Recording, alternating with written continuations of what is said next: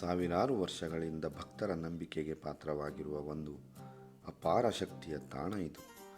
ಇಲ್ಲಿ ವಿರಾಜಮಾನವಾಗಿರುವ ದುರ್ಗಾದೇವಿ ಭಕ್ತಿಯಿಂದ ಬಂದ ಭಕ್ತರನ್ನು ಎಂದೂ ಖಾಲಿ ಹಸ್ತದಿಂದ ಕಳಿಸುವುದಿಲ್ಲ ಎಂಬ ಅಗಾಧ ನಂಬಿಕೆ ಇದೆ.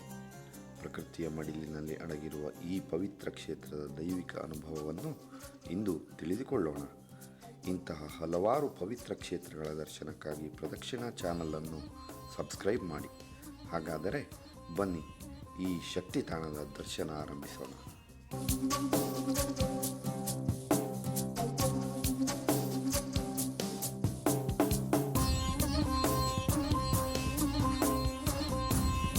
ಉತ್ತರ ಕನ್ನಡ ಜಿಲ್ಲೆಯ ಯಲ್ಲಾಪುರ ತಾಲೂಕಿನ ಕೌಡಿಕೆರೆ ಹಲವು ವಿಸ್ಮಯಗಳನ್ನು ತನ್ನ ಗರ್ಭದಲ್ಲಿ ಇಟ್ಟುಕೊಂಡು ನಿತ್ಯವೂ ನೂರಾರು ಪ್ರವಾಸಿಗರನ್ನು ತನ್ನತ್ತ ಗಮನ ಸೆಳೆಯುತ್ತಿದೆ. ಸುತ್ತಲೂ ಪ್ರಶಾಂತವಾದ ದಟ್ಟ ಹಸಿರು, ಇದರ ಮಧ್ಯೆ ಸುಮಾರು 60 ಎಕರೆಯಷ್ಟು ವಿಶಾಲವಾದ ಕೆರೆ, ದಡದಲ್ಲಿ ದುರ್ಗಾದೇವಿಯ ಸನ್ನಿಧಿ. ಯಲ್ಲಾಪುರದಿಂದ ಮಾಗೋಡು ಮಾರ್ಗದಲ್ಲಿ ಸುಮಾರು 6 ಕಿಲೋಮೀಟರ್ ದೂರ ಸಾಗಿದರೆ ಸಿಗುವುದು ಈ ರಮಣೀಯ ಸ್ಥಳ.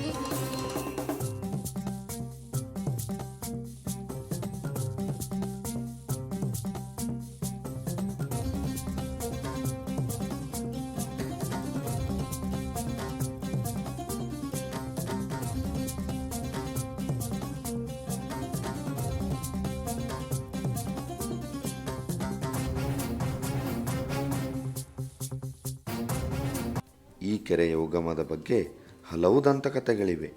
ಪಾಂಡವರು ವನವಾಸಕ್ಕೆಂದು ಕಾಡಿಗೆ ಬಂದ ಸಂದರ್ಭದಲ್ಲಿ ಭೀಮನು ಹಣ್ಣು ಹಂಪಲುಗಳನ್ನು ಅರಸುತ್ತಾ ಕಾಡಿನಲ್ಲಿ ಅಲೆಯುತ್ತಿದ್ದ. ಹಾಗೆ ಅಲೆಯುತ್ತಿರುವಾಗ ಹತ್ತಿರದಲ್ಲೆಲ್ಲೋ ಇಂಪಾದ ಸಂಗೀತ ಕೇಳಿಬರತೊಡಗಿತು. ಆ ಸಂಗೀತದ ಮೂಲವನ್ನು ಅರಸಿ ಹೊರಟಾಗ ಆತನಿಗೆ ದುರ್ಗಾದೇವಿಯ ಮೂರ್ತಿಯೊಂದು ಕಣ್ಣಿಗೆ ಬಿತ್ತು. ಹತ್ತಿರ ಹೋದಾಗ ಕಾಶಿಯಿಂದ ಕವಡಿಯಲ್ಲಿ ಗಂಗೆಯನ್ನು ತಂದು ಈ ಸ್ಥಳದಲ್ಲಿ ಸ್ಥಾಪನೆ ಮಾಡುವಂತೆ ದೇವಿ ಆಜ್ಞಾಪಿಸಿದಳು. ಹಾಗೆ ದೇವಿಯ ಆಜ್ಞೆಯಂತೆ ಭೀಮ ಕಾಶಿಯಿಂದ ಕವಡೆಯಲ್ಲಿ ಗಂಗಾಜಲವನ್ನು ತಂದು ಇಲ್ಲಿ ಕೆರೆಯನ್ನು ನಿರ್ಮಿಸಿ ದುರ್ಗಾದೇವಿಯ ದೇವಾಲಯ ಸ್ಥಾಪಿಸಿದ ಎಂಬ ಕಥೆ ಇದೆ.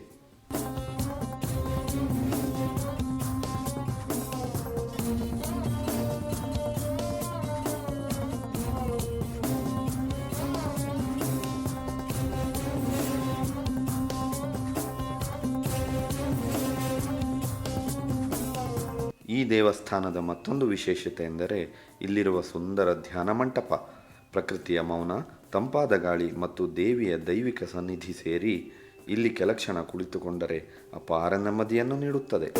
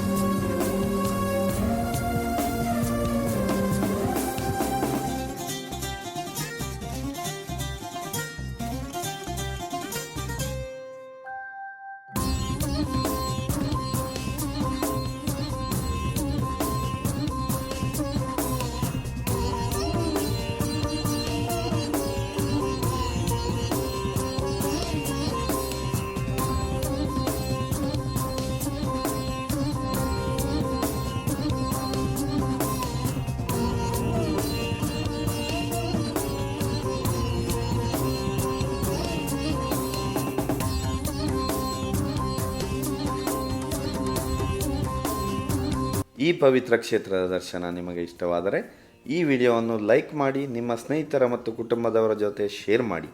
ಈ ದೇವಾಲಯದ ಬಗ್ಗೆ ನಿಮ್ಮ ಅನುಭವ ಅಥವಾ ಅಭಿಪ್ರಾಯವನ್ನು ಕಮೆಂಟ್ ಮೂಲಕ ನಮಗೆ ತಿಳಿಸಿ. ಇಂತಹ ಇನ್ನಷ್ಟು ಪವಿತ್ರ ಕ್ಷೇತ್ರಗಳ ದರ್ಶನಕ್ಕಾಗಿ ಪ್ರದಕ್ಷಿಣಾ ಚಾನಲನ್ನು ಸಬ್ಸ್ಕ್ರೈಬ್ ಮಾಡಿ. ಮತ್ತೊಂದು ಪವಿತ್ರ ಕ್ಷೇತ್ರದೊಂದಿಗೆ ಮುಂದಿನ ವಿಡಿಯೋದಲ್ಲಿ ಮತ್ತೆ ಭೇಟಿಯಾಗೋಣ. ಧನ್ಯವಾದ.